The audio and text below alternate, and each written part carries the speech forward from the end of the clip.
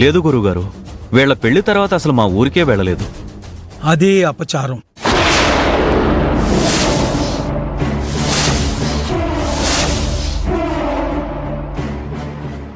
ఏ కుటుంబానికైనా కులదేవత ఆశీస్సులు చాలా ముఖ్యం. మీ కుటుంబంలో ఎన్నో తరాల నుంచి కులదేవత ఆరాధన ఆచారంగా వస్తోంది. పెళ్ళైన కొత్త జంట ఖచ్చితంగా దీన్ని జరిపించాలమ్మా.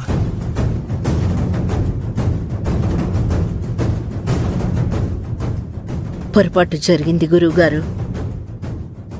నేను ఆ విషయం ఆలోచించనే లేదు.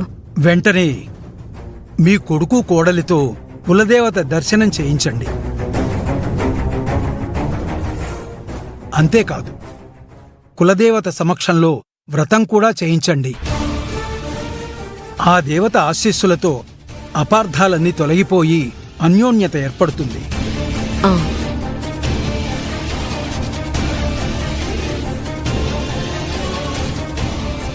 అలాగే గురువుగారు, వెంటనే ఏర్పాట్లన్నీ చేయిస్తాను. శుభం.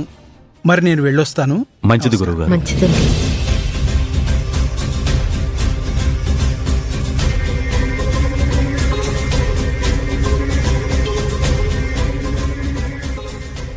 ఓహ్ ఐరేంద్రి, మనమేదో కష్టపడి వీళ్ళని విడదీస్తే ఇప్పుడు గురువుగారు వచ్చి దాంపత్య వ్రతం చేస్తే కలిసిపోతారు అంటున్నాడేంటి? మన శ్రమంతా వృధాయేనా? అసలు ఆ ఊరు వెళ్లి వ్రతం చేయటానికి రాహుల్ ఒప్పుకుంటేనే కదా.